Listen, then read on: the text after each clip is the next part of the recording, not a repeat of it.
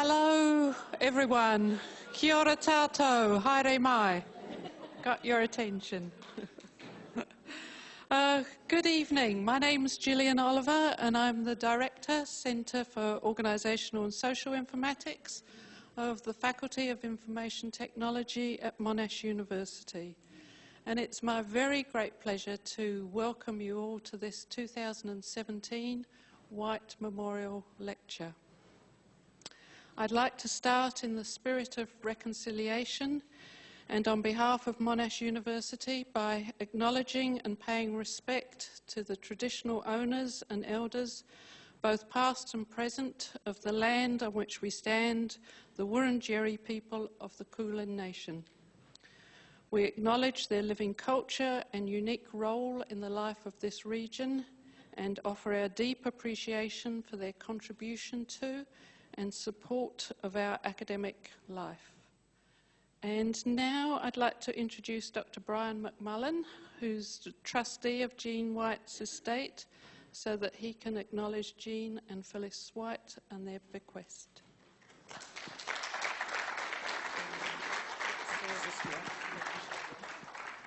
At these annual lectures, I tend to apologise to regular attenders for repeating much of what they already know. However, given the hybrid nature of this audience, I feel confident that there will be many, or some at least, of you for whom what I'm about to say will be novel. The name Whyte in the title embraces two sisters whose memory the lecture celebrates, Jean Primrose Whyte and Phyllis Primrose Whyte. They were born in Adelaide and brought up on a sheep farm north of Port Augusta, where their father, Edward Primrose Whyte, was manager. After boarding school at St. Peter's in Adelaide, they both did honours degrees in English at the University of Adelaide. Jean coming first in her class and Billy second, which Jean would have regarded as the normal course of events. Phyllis, I must admit, I know very little about. She spent her working life as a high school teacher of English in Adelaide, and by all accounts was well regarded. It's Jean, therefore, who demands our particular attention tonight. Against the wishes of her father and stepmother, who was her deceased mother's sister, so I think there's a legal problem there, or a Gilbert and Sullivan.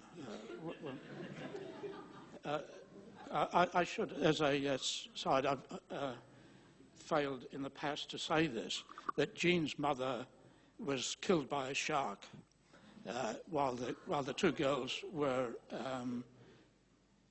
toddlers, if that. Off Glen Elk, she was teaching a swimming class. So her sister moved to bring up the girls and eventually married Edward Primrose and was always referred to by Jean and Phyllis as Auntie.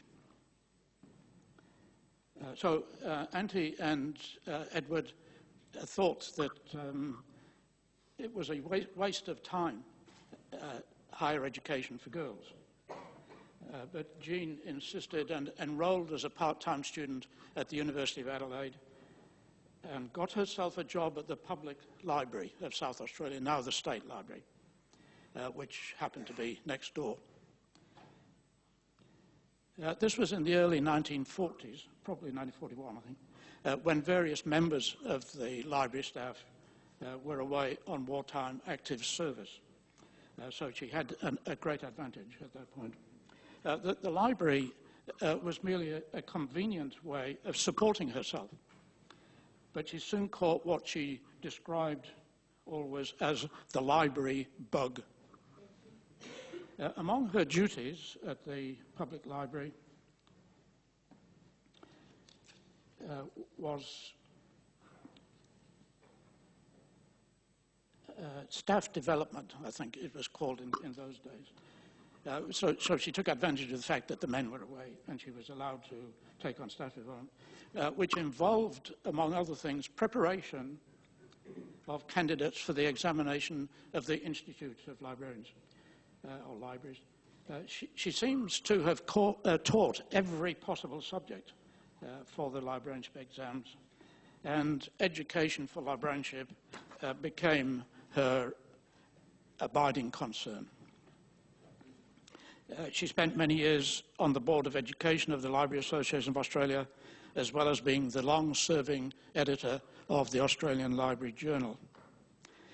Her career as a librarian took her from Adelaide to the University of Sydney and then briefly to the National Library in Canberra before she reached what I think she did regard, and what others would regard as the pinnacle of her career, which, looking back, seems to have had an aura of inevitability about it. She was appointed in 1975 as Foundation Professor of Librarianship at Monash University, where, fortunately, she was given, within the Faculty of Arts, she was fortunately given a free hand to set up a department offering as its first professional degree a 2-year Master of Arts involving coursework and a minor thesis. It seems clear to me, despite her denial, that she was influenced greatly by the graduate library school at the University of Chicago, where she had gained an AM with a thesis comparing the systems of education for librarianship in Australia and the United States. She is therefore, as our speaker last year reminded me, she's therefore the key player in Australia in the transfer of education from the external examinations of the Library Association, which led to certification of or registration of individuals, to degree and diploma courses conducted by tertiary educational institutions, courses which were accredited by the association. I have to confess, and I don't think I've ever done this in public, I have to confess that the Monash 2-year MA was a glorious failure. It produced some outstanding librarians, some of whom are here, some outstanding graduates, but fell victim to the notion that a 1-year graduate diploma was all the preparation necessary, and that 2 years could not, in economic terms, be justified. Jean died in 2003, Billy in 2005. Neither of them married, and they had no close relatives. In her will, Jean made a number of specific bequests, including a large one to Monash University Library in support of collections in librarianship, English and philosophy. The residue of her estate was left to the university to support research and publication in librarianship, archives and records, reflecting the broadening scope of the department following her reluctant retirement in 1988, having reached the compulsory retirement age of 65. Education in these areas is now the province of the Faculty of Information Technology, your hosts tonight. In her will, Billy left part of her estate to Monash University to support her sister's bequest. The committee charged with administering the 2 bequests decided, in addition to its support for research and publication, to reach out to a wider community by launching an annual Whyte lecture, of which this is the 9th, celebrating the sisters Jean and Phyllis. Thank you. Thank you. So this year we're delighted to welcome Professor Lynette Russell, the Professor of Indigenous Studies History at the Monash Indigenous Studies Centre in Melbourne. Her Aboriginal ancestors were born on the traditional lands of Western Victoria and through the colonial project married into the Bass Strait people of Tasmania. She's also a descendant from convicts on the other side.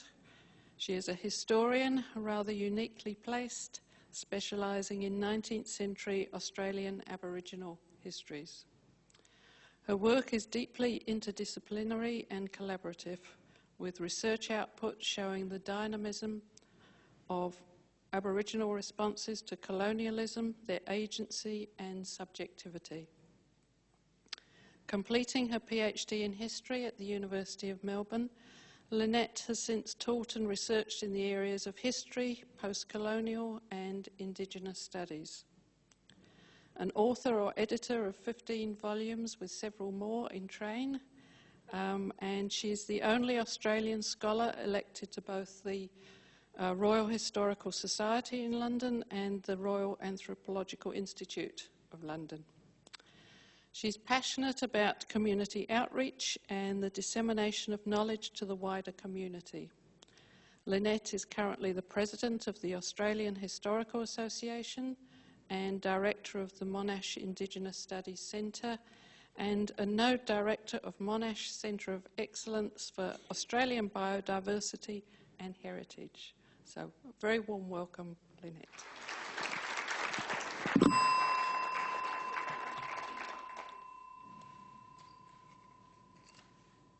So thank you very much for the invitation to deliver tonight's lecture. It's an honour, a genuine honour. And I thank the organisers, and I'd also like to just acknowledge a dear friend and colleague, Sue McKemish, who we've spent a lot of time and worked in a number of different collaborations over the years, and we've gone from colleagues to friends. So thank you, Sue. Tonight, in many ways, is like a traditional Kulin Nations Tandaram, where we would meet and discuss and debate and thrash around ideas and reach mutual understandings.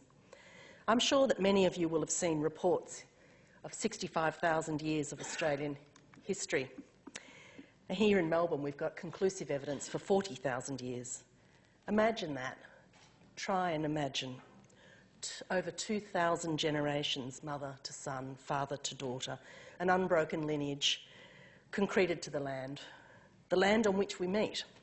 And even as we sit here above metres of concrete, in the bowels of this building, beneath countless kilometres of coaxial cables and other sorts of fibre networks, we still stand on unceded Aboriginal land. And it is the owners of that land that I give acknowledgement, and I honour the thousands of ancestors that have gone before us, gone before me, and I ask that we all benefit from their wisdom and courage. I apologise, I do have a cold. Historians, as users of archives, often discuss the thrill and the emotion of their discoveries. The eminent writer Greg Denning reflected that the time spent examining the archival sources could be rewarded with a sensitivity that could be developed no other way. We form romantic attachments. We're often repulsed across decades. I recall the delight when I experienced at the British Library looking at the marginalia that was in a book, Amasa Delano's book, where he went round through the Bass Straits. And it was Joseph Banks' personal copy that I was holding. And I could literally see in the margins Banks's somewhat bizarre thinking. He'd written down terrapins every time he came across a discussion or a conversation or a missive about Galapagos tortoises, and he apparently had planned on these being a food source on boats. And I was sitting in the archive sort of shaking my head, bemused, and it certainly had an effect on me. Before they were digitised, I literally opened a letter that Alfred Howitt had written, the wonderful correspondent who was based in Gippsland. I pulled the missive out. I could smell his pipe tobacco. And it was just an extraordinary moment of feeling so incredibly close to him. Now, this year I was present when Lyndall Ryan and her team launched the Massacre Map, an interactive online map. And I'm going to spend a little bit of time talking about that in a moment. And it's probably the middle part of my talk. But as Lyndall was releasing this map, and it's very interactive online, I was sitting in the audience and I was incredibly interested, but I suddenly discovered that I was also incredibly, overwhelmingly moved to the point of feeling very unwell. And it occurred to me at the time, and I went away and actually started writing in my diary, that the impact of long dead events and long past archival materials still have the power to have this huge impact on us. And in fact, it was that very night that I went back to my hotel room and I started writing up my diary entry for the day. And I literally got an email from Sue saying, "Are you interested in doing this lecture?" And I said, "This is serendipity, obviously." Serendipity. Anyone who works in archives knows there's always serendipity. So tonight's talk is very much a personal reflection on my life in archives, but I hope it's not self-indulgent, and I hope it doesn't imply a sense of self-importance. I rather hope to capture some of the experiences that I and a number of others have had as we've immersed ourselves amongst the often dusty tomes that make up our various subject areas. I'm going to start with a little anecdote. That's a house in Nicholson Street, North Fitzroy.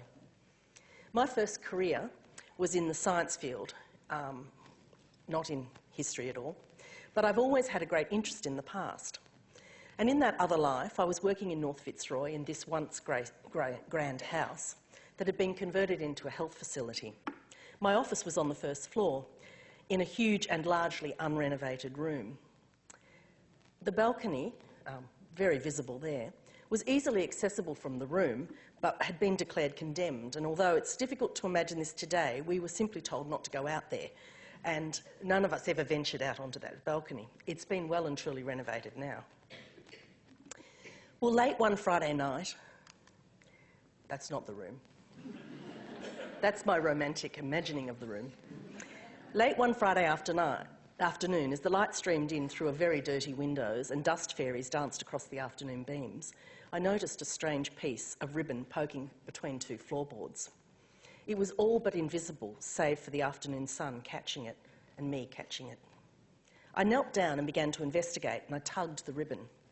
It was quite firmly stuck, and then I ran my hand along the floorboard, and to my absolute shock, a small recessed hole beneath the floor was revealed. This is before mobile phones, so no photos, no Instagram, just my memories of that moment. I reached into the space and I found a small and beautiful book of poetry. It was inscribed to a Miss E. Malcolm on the 27th of April, 1863, from a friend. We talk about serendipity. As it turns out, the 27th of April is my birthday. Who on earth was Miss E. Malcolm? Why was the book given to her anonymously? A friend. Was a friend a man? Was a friend a woman? And why was the book, inscribed in 1863, hidden under the floorboards of a house built in 1907? This was a house that was built, as I've subsequently done research, for a Dr. John McKinney and his family. My interest, of course, was piqued, and my life at that stage as an amateur historian was certainly born. I started to research the house, Dr. McKinney, and I found that he was married to an Edith McKinney. Could this be my Edith Malcolm? Within months, I'd actually abandoned my health career, my dental career, and I was a full-time arts student, much to everybody's horror because it looked like I was giving up significant employment for unemployment, doing an arts degree at La Trobe University. I was bitten by the bug, and I intended dedicating my entire life to the past. Well, over the last 3 decades, whenever I've had the inclination, I have tried to recreate the story of Miss Edith Malcolm. She arrived, I believe, in the 1880s as a young widow, living first in Coburg and then, after marrying Dr. McKinney, moving to North Fitzroy, into that house she shared with his doctor's surgery. Across her life, she held this book of poetry, hiding it beneath floorboards, probably beneath a rug, away from the eyes of her husband and her children. She clearly never forgot her friend, and I assume that after her death and after the sale of the house and its purchase by the Victorian government, its renovation as a health service office, it silently sat beneath the floor. A modest little book of very mediocre poems sat and waited for one sunny, dusty afternoon and a nosy, potential historian to come along. While it wasn't my first foray into the past, and I'd spent quite some time trying to study my own Aboriginal ancestors, this was really the moment at which I realised I was bitten, completely bitten by the bug. This was a story that a novelist might like. I could imagine a much more creative writer than me turning it into a historical novel.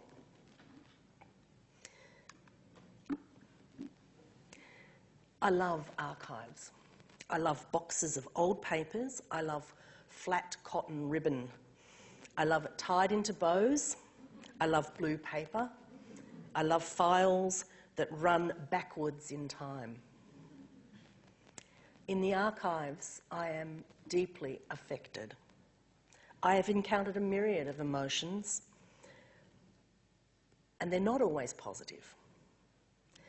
I'm using affect quite deliberately, and the number of times I've had editors correct it and write effect has driven me quite bonkers.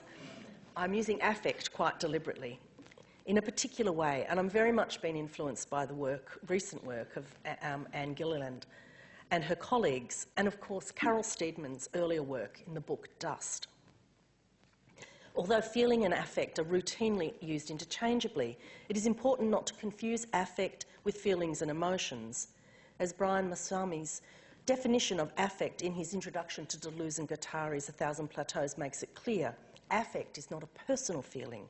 Feelings are personal and biographical, emotions are social, and affects are pre-personal.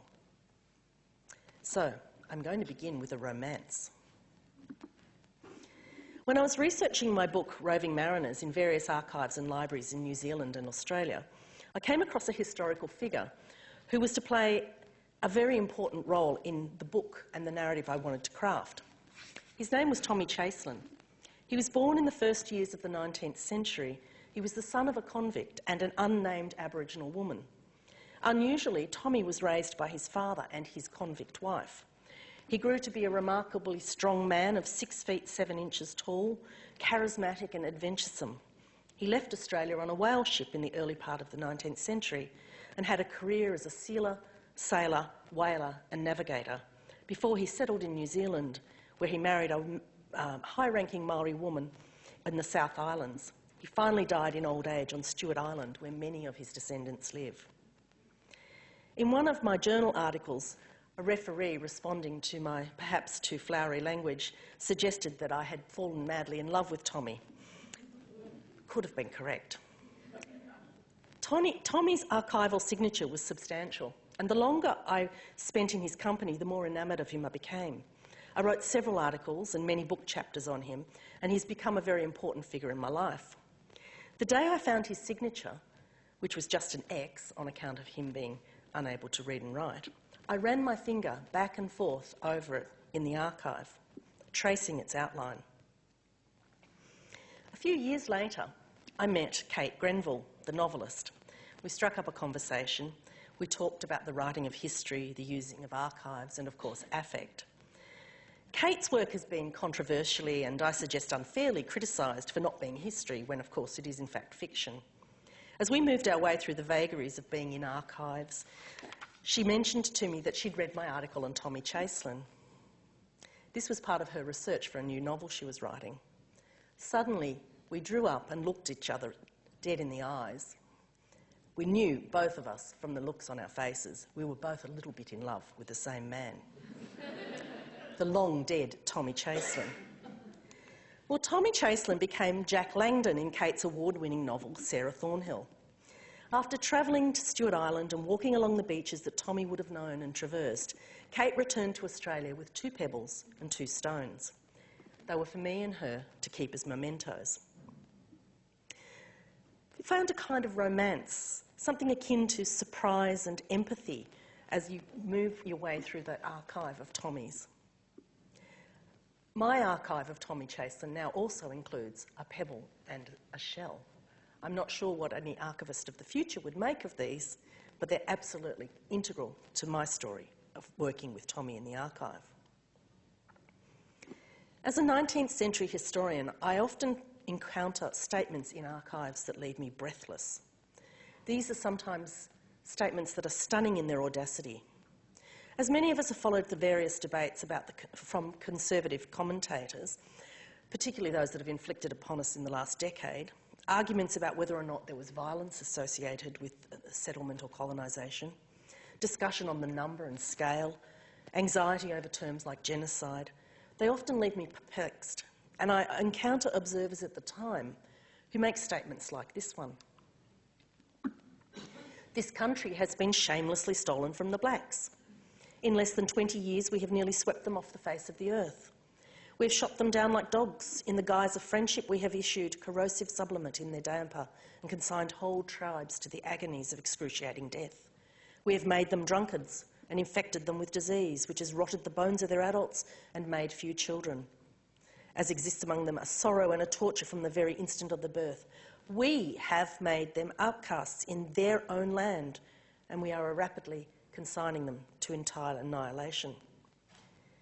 It often amuses me that I can read Andrew Bolt or Keith Windshuttle, who will act as apologists for the 19th century, and they'll tell us that we're being somehow insincere and we're not regarding our ancestors, our European ancestors, respectfully, when in fact it's right there in the records of the time. There are people at the time observing with horror what's happening. These records, these archives have been made available through the absolutely brilliant and internationally significant Trove. The copious evidence, not only for violence and dispossession, but also evidence that many settlers were horrified, many were empathetic, and many were prepared to speak out. I'm perplexed, as I said before. These are observers, contemporary observers at the time, who are asking that their records be recorded, that their memories be recorded, that their observations be recorded. So this discussion of massacres, violence, and the subsequent discussion of guilt leads me on to the recent work of Lyndall Ryan and her team, as I mentioned earlier, on massacres and the massacre map.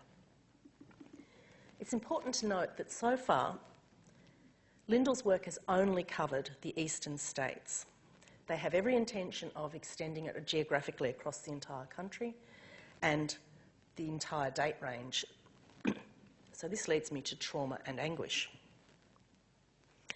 The painstaking work of Lyndall Ryan at the University of Newcastle has produced an online map of massacres of Aboriginal people in Australia over the years, from 1788 to, at the moment, 1872. Lyndall's work has provoked considerable interest from the ABC, NITV, Fairfax and The Guardian, though not one story was covered in the Murdoch press.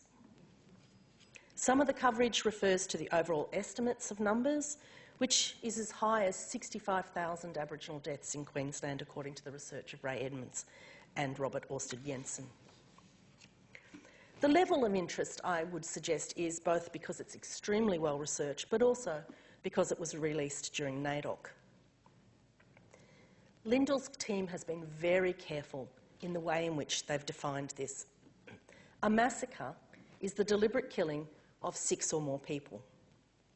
6 because that's a hearth group.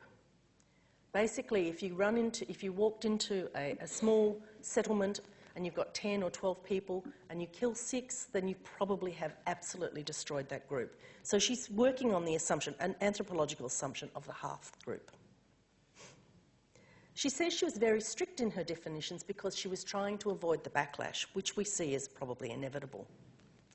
Her next definition was that those who were killed would have made every effort to flee, hide or defend themselves, but they would have been relatively defenceless against the assault.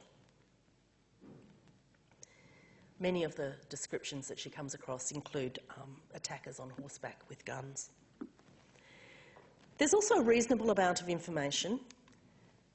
That's the next part. She needs to have a reasonable amount of information from various sources. It's not enough for her to have it just in one place. So sometimes the evidence is in court proceedings, sometimes it's newspapers, and then she's got oral accounts that were recorded at the time, not passed down. And finally, the events needed to occur on the Australian continent between 1788 and 1872 for now, although we know that as recent as the 1928, the Coniston massacre took place in the Northern Territory, and in fact Lyndall's team has uncovered several potential massacres that took place in the 1960s in Northern Territory. Now, we can anticipate the mixed reactions to Lyndall's excellent work. What I've got now is the timeline. That timeline you can actually set to automatic. This is just a slide, so I can't do it. You can set it to automatic, and where the continent of Australia starts off empty, and then these little yellow lights go off each time. And each time you need to recall that that's at least 6 people being murdered. So as I said, we can anticipate mixed reactions to this excellent work. Some people will say that the massacres were not our fault, we weren't there, we need to move on. The approach one might have suggested that the Prime Minister Howard would have had when he talked about or complained about black armband views of history. It is, of course, ironic that many of the people who take this approach are likely also to utter the words "lest we forget." The deaths of soldiers in uniforms decades ago somehow is okay for us to remember, but the deaths of many Aboriginal people, not so. A second group might respond to this work and say, "Oh, that's horrible, why weren't we told?" But we have been told. We have been told over and over and over again.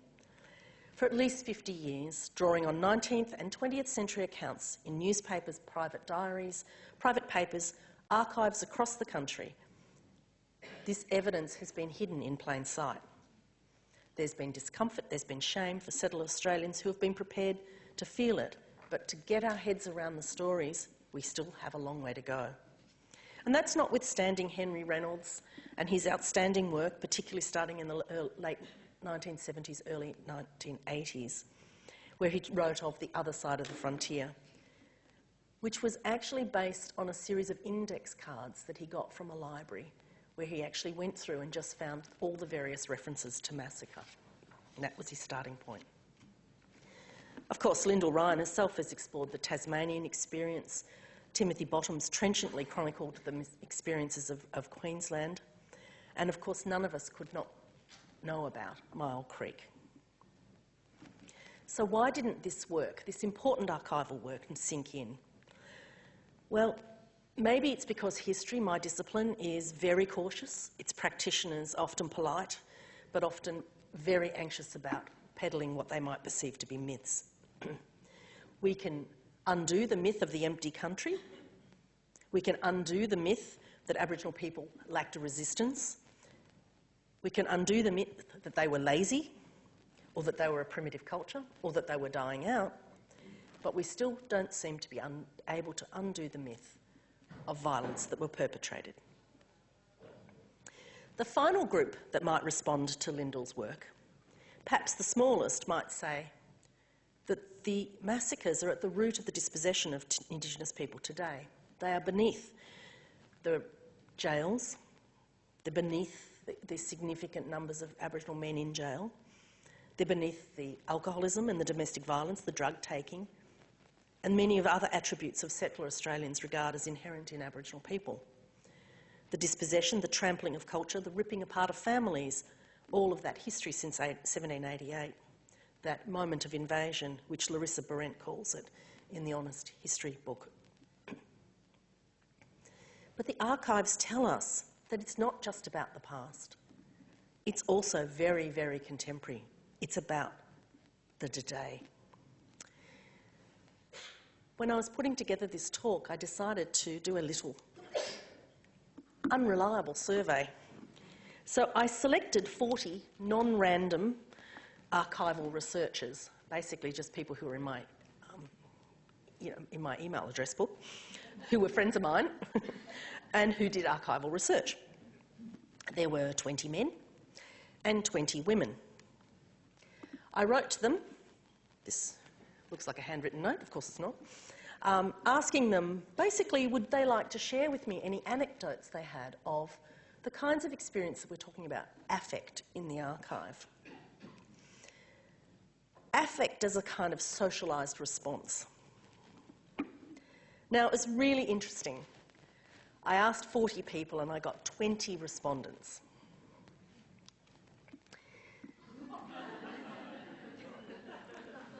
One man and 19 women. Now, I don't believe for a moment that men don't feel affect in the archive, but perhaps they're not socialised to to describe it as such, or perhaps they don't feel comfortable with describing it. So affect as socialised response, or talking about affect as socialised response. As I say, there's no reason to assume that men don't experience it. What I'm going to do now is just go through a few responses, and I think these are actually very telling.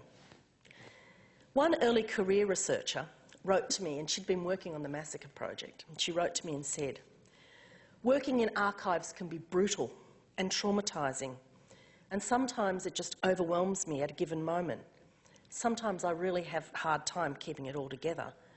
It's more important for me to get the message out there, and sometimes I just feel so much pain." On the massacre map, she wrote, "We've received thousands of responses and only 5 of them have been negative. This has been a truly amazing experience. I'm cautiously optimistic that there's been a change in the broader public despite the pockets of the far right, the racists who will unfortunately continue to vomit out their vile slander. But I hope I might be part of righting the wrongs of the past so that I can address the issues we face today for both the original custodians and also those who arrived more recently." Of Lyndall Ryan herself, I asked the same question, and she wrote, "One has to learn to read between the lines, or at least against the grain. We really need to understand what's actually happening.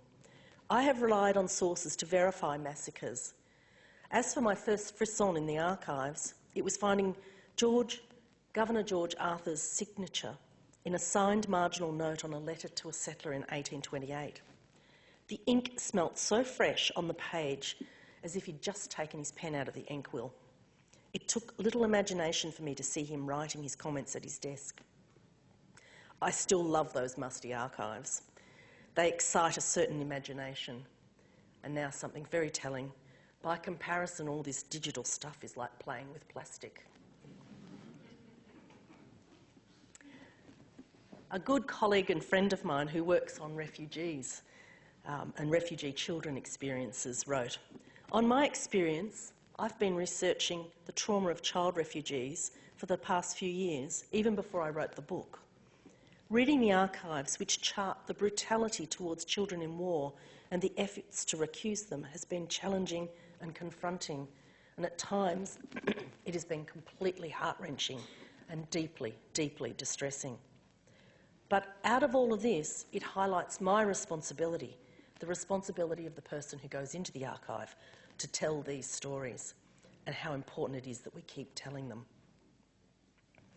On a slightly more light-hearted note, one of my colleagues noted that when she was in Yale, she had ordered up George Eliot's school notebook. The book had been clearly rarely opened in 150 years, and she did so with great care. But as she did, a small piece, a small fingernail-sized piece crumbled off. "I simply could not bear that the cleaner would dispatch it to the waste, so I carefully, and despite all the cameras around me, I encased it in a tissue. And as I type this now, it is still taped inside the first of my 8 volumes of George Eliot's letters, just 10 feet away. And it still thrills me that I share a room with something that was once in contact with her." And she finishes, "The erotics of the archive."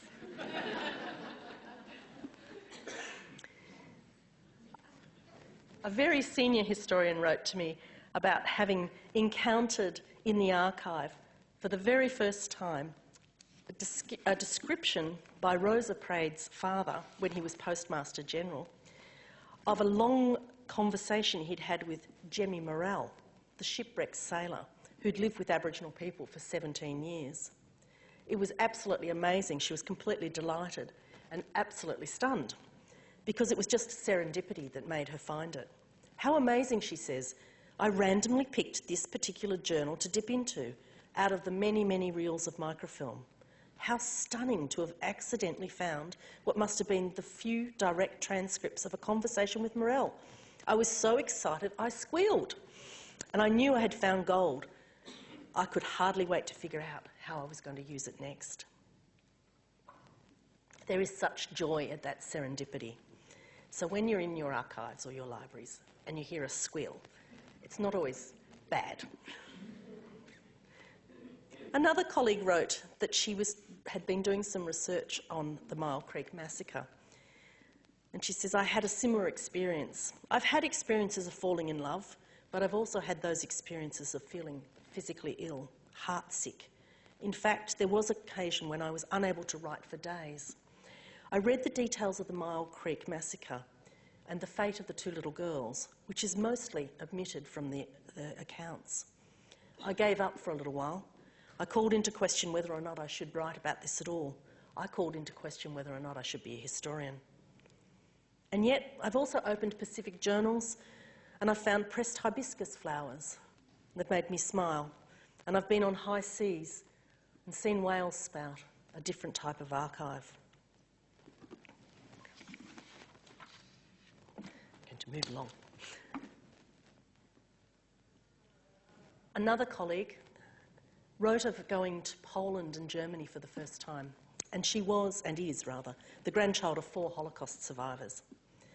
And she said, I was walking down the street with a historian from Penn State, and he pointed out to me the stumble stones in front of our hotel and others in the street. I don't know if you know what a stumble stone is, but a stumble stone is an installation of a small artistic installation, and it's meant to represent where Jewish families were hidden in attics and basements. I felt panic. I felt nausea. Here I was. These were the buildings. These were the streets. These were where Jews hid. These were where they were captured, deported, murdered in a street in front of their neighbours and sent to camps. The best I can describe it is a temporal, moral and emotional displacement. I found myself out of time and place. And finally, this is from my male colleague. The experience I had was at the Huntington Library in California. I was reading an otherwise pretty straightforward journal of a British explorer, an entrepreneur called George Cartwright. He'd worked in Labrador, and in 1772, he brought 5 Inuit people to London. Only one of them made it home. And his account of their return to Nunavut, which is the Inuit name for Labrador, was stunning in its tone. It really stood out from the rest of the journal, and it became the seed of my extended work. And what I thought was particularly poignant about this was the little pencil drawing, because when he drew this pencil drawing, the captain of this ship, only one of those people had survived. The others had all been buried in London. So, well, that's my friends, that's my survey. Very unreliable, I might add. One of my favourite photographs is this. It was found at Runnymede by me, the grand house that Captain Charles Bailey had built just outside of Hobart. Now, I knew Captain Bailey had been a pallbearer at William Lanny, who's the gentleman in this photo's funeral. What I love about this photo is twofold. The first is that it's actually been in the personal possession of the captain of the Runnymede whale ship, and he kept it in his personal family photograph archive. The other thing is I love the fact that both of these photographs were taken on the same day. Lanny had just got off the ship and he went to have his photograph taken. Now, those 2 Aboriginal women, one is Marianne and the other is Truganini, and if you know anything about Aboriginal women, they will have told him quick smarts that he needed to shape up and get that haircut. I can hear them saying it to him. So in the first image, he's looking rather wild and woolly, and in the second image, he's shaved and his hair's cropped. As I said, anybody that knows anything about Aboriginal women, I keep hearing the voices. My very favourite. Another aspect of William Lanny's archive that has been particularly moving and important to me was, whoa, what happened there? Was that this is Lanny's death certificate, and you'll see that he died of intemperance. He had an alcohol problem, but he also died of English cholera. There is no such thing as English cholera. There is cholera. It is occasionally called Asian cholera when it went through the Singapore and Hong Kong regions. Asia. But for the most part, cholera is cholera. So calling it English cholera in a funny way seems to be suggesting that in some way or other, Lanny has transitioned from being an Aboriginal person, in death at least, to being something else. Like everybody, I've dabbled in a bit of family research. And I've done a lot of family research in terms of my Aboriginal family, but I've also done a little bit of family research. Anyone with a computer and ancestry.com, you become a family researcher. One of the most moving things for me was to discover this photograph of my great-great-great-grandmother, who was born in Boar's Hunt in England in 1835. Just something about across the decades, you know, the centuries, looking into that face, knowing that she boarded a ship and came to Australia, that she went on to have my great-grandfather, and then subsequently my grandfather was born. And yet I can see a family resemblance. She looks not at all dissimilar to my niece, and probably not even entirely dissimilar to myself. There's a moment of recognition in that archive that's as powerful as any I've ever had. I'm going to end with an image of my Aboriginal great-grandmother. This is basically the only image of her I have. It was taken from her psychiatric record. She was incarcerated for 16 years. In reclaiming her, and you can see my rather arty photograph, that's actually my reflection in the image. In reclaiming her, I had to go deep into the archive and really try to understand where she was coming from. And it was deeply affecting. There is a point in her copious medical history, because after 16 years in a psychiatric institution, you do have substantial records. At one point, they describe her as confined to a bird cage. I don't know what a bird cage is, but I assume it's some sort of restraining device. She sits and picks at the bars of the bird cage, one of the nurses observes. And when the doctor comes in to interrogate her, she refuses to speak, but answers him in song. I guess as I read it, she would be a bird if they would put her in a bird cage, and song would be the appropriate way to respond. As archivists and keepers of our records, no doubt you encounter affected researchers all the time. I hope the next time you hear one of us squeal, you might realise it's delight, or that overwhelming sobbing in the corner might well be sadness, but it also could be the poignancy of understanding and recognising the past in the present and the present in the past. Thank you very much.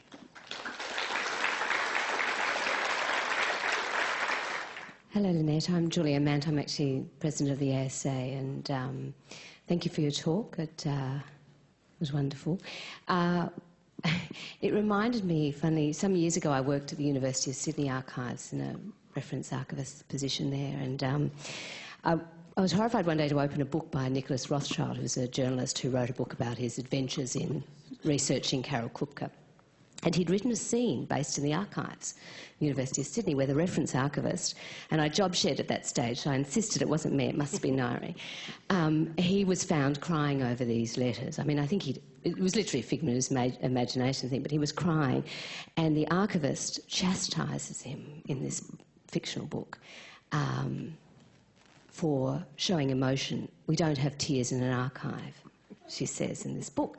Well, I was completely horrified by this, because every day in that archive you would have emotion, and admittedly it's a small archive, and maybe that's why sometimes in the larger places there's a feeling that the archivist isn't involved or connected. But I think the archivist is almost always in those situations along for the journey, because quite often you need the archivist to facilitate your path through an archive. And I think it's those finding those connections are as exciting for the archivist or as tearful. And, you know, when researchers would pull out a photo of a parent they'd never seen, you would be sobbing with them.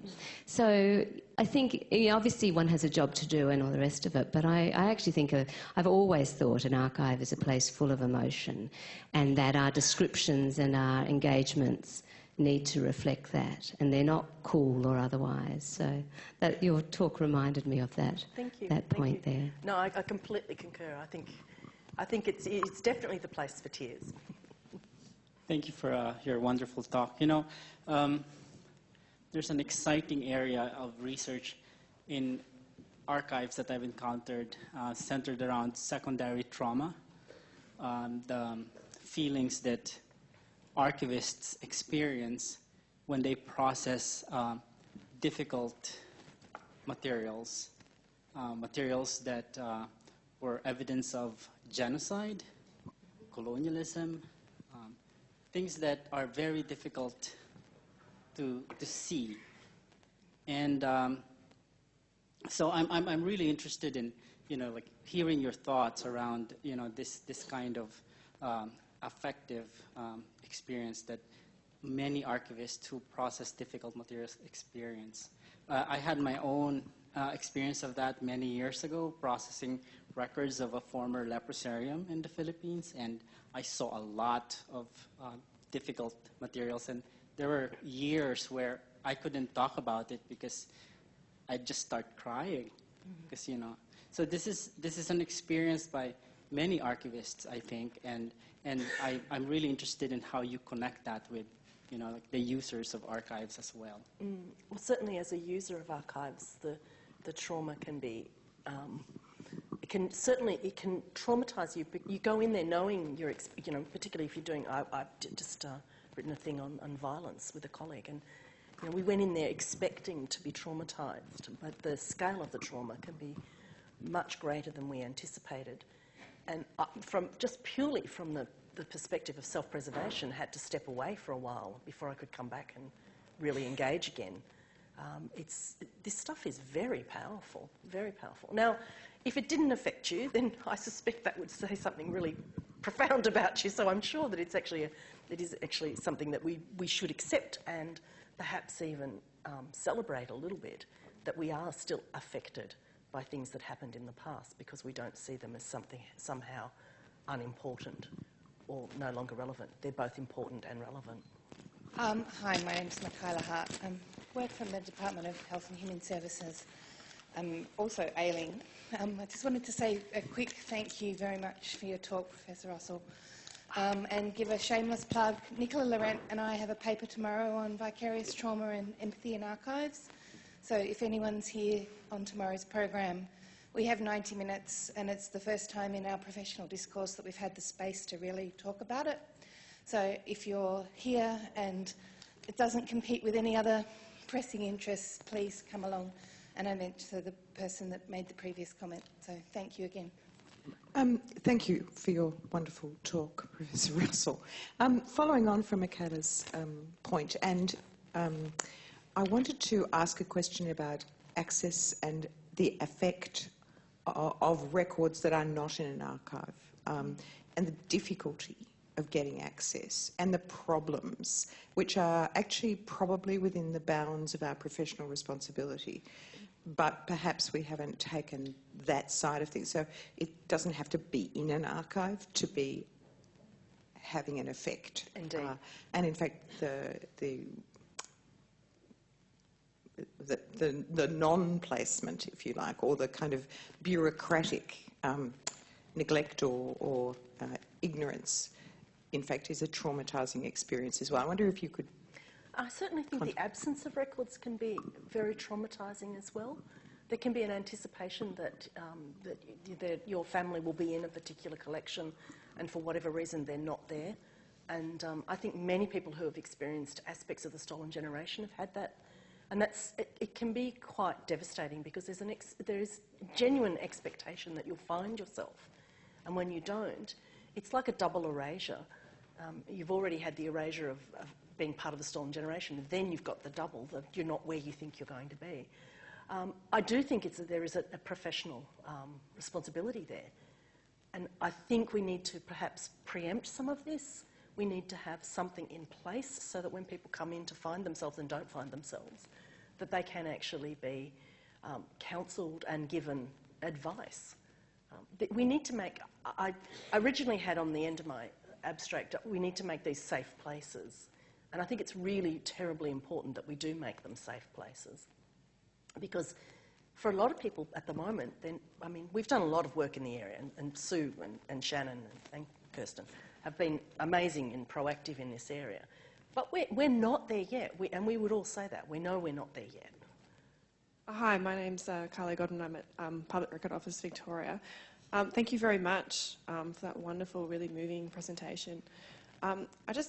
My question relates to how we capture the value or the significance, rather, of traumatic experience, particularly when there's so much of an emphasis in institutions on reporting on things like visitor numbers, or there's this kind of, that's the emphasis. How do we communicate the value of those experiences and what impact they have on individuals?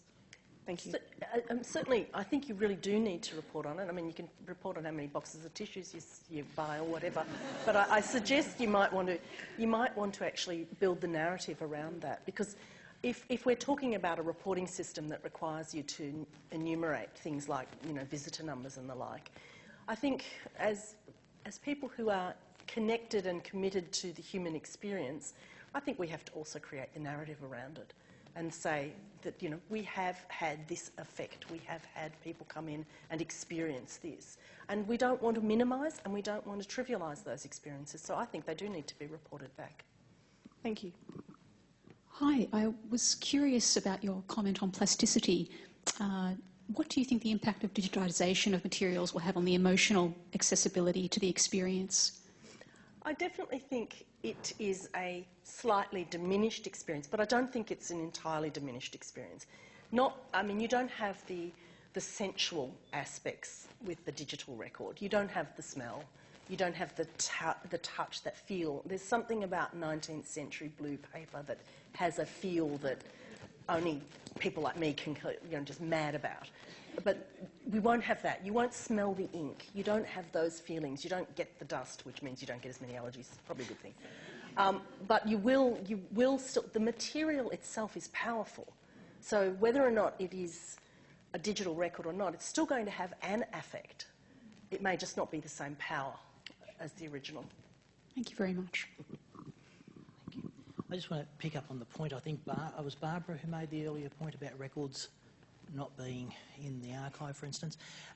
My experience, just one small experience on that point, is in relation to child migrant records in Victoria. And when I first found those records in the department that was responsible for them, they were heaped up in a pile, and apparently a former record keeper used to fall asleep drunk on them. So that's a piece of ambient history about those records. I heard many anecdotes in those early days about the fate of record keeping and records. Those child migrant records are absolutely atrocious, and it's a travesty what those child migrants experienced. Basically, they're responsible, the federal government was responsible for them, and they farmed out that responsibility to the state, who didn't think that they were important enough to warrant an actual individual file. And so they kept administrative records where, if they were lucky, those children's names appear as lists, and that's probably about it.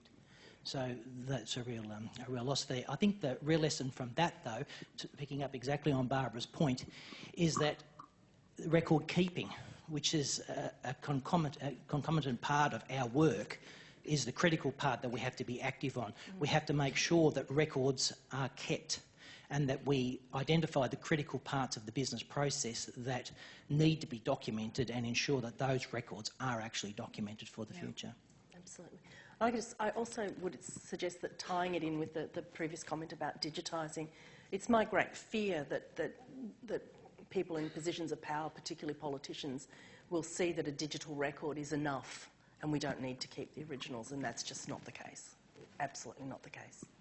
And I want to tell you, because it was so affecting, I was in Ireland a couple of years ago researching a woman, I'd been an Irish immigrant who arrived in Tasmania in 1829, and I'd gone to the village where her father was a much-loved rector. I'd found the church. I'd found a church volunteer, a lovely lady, who took me to the church in her time off and showed me the cupboard full of Bibles. I'd found documentation to say that her father was so loved that they'd kept a lock of his hair in a Bible for 50 years.